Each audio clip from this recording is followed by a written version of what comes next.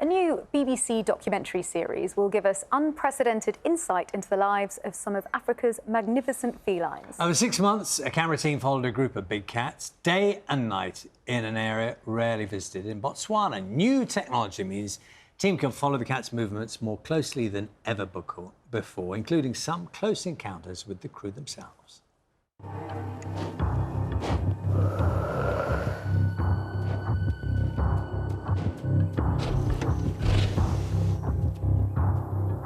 Second.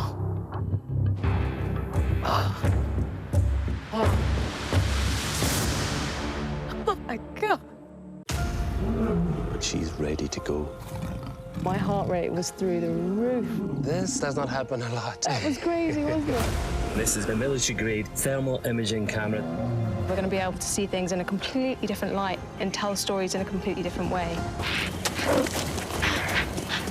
How did you get away from that? That is one lucky beast. Oh, they did get one. Be better for you if it was 6 rather than 1.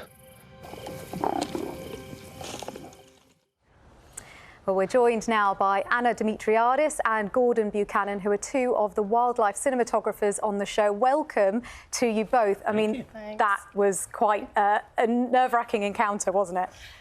Yes, I still find it really weird seeing myself in that, I think, level of fear. Obviously, you're not normally filmed when you're that scared, but it is almost like when you go to the Delta, you have to rewire your brain slightly to what is normal. Like, you don't get stuck behind a lorry, you get stuck behind an elephant, and like instead of coming to a zebra crossing, you're actually just like stopping because there's a zebra crossing right in front of you. But it's moments like that that really remind you sort of where you are and how wild the place is. So, yeah. And Gordon, I mean, that's probably the most intense moment, but one of many dramatic moments you must have had while filming. Yeah, I mean, the thing is, there is non-stop action, and there's periods where there's nothing happening, but when you go out on a single day, you may well see something that has never been seen before, that's never been filmed before. So there is always this kind of an expectation that amazing things could happen. And across the seas, some really incredible stuff does happen, but then you'll have some days where you're just not quite twiddling your thumbs, but you're waiting for kind of the action to kick off. It's like Christmas for you, isn't it? Because you've got a new camera. I know. Well, I sort of, despite appearances, I'm a bit older than Anna. I filmed on the original Big Cat Diary kind of back in the sort of early 2000s, and we've sort of filmed from dawn till dusk. The sun went down, you went back to the camp. So to be in Africa following lions and to be able to film them day, night, to be able to film them from the air day and night is extraordinary. So this camera you've got, I think probably, maybe we'll see some of the pictures in a moment.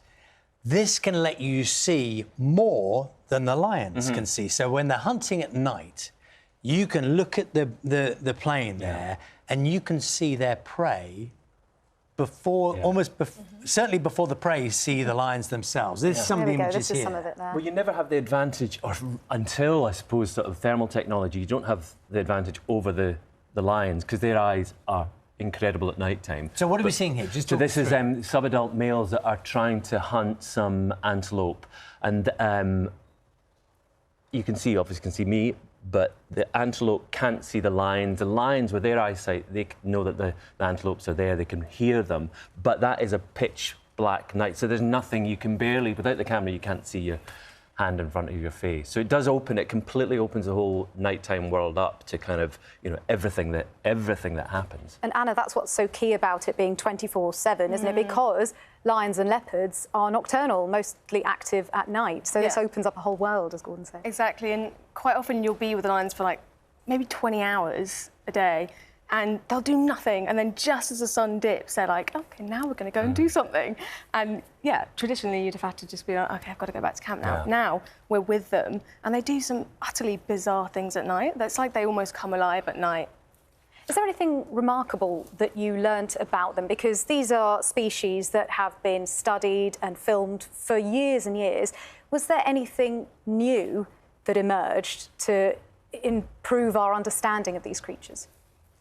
Well, I think, I mean, the one thing it does prove is that there's still parts of the world where nature's balance is more or less intact. And the Okavango is an incredible place. It is one of the last wildernesses on the planet. I think I'm right in saying that probably the lions, the cheetahs and the leopards are there in the numbers that they should be there. But I think, I filmed them the lions catching catfish, which they'd never been sort of known to do and had never been filmed before.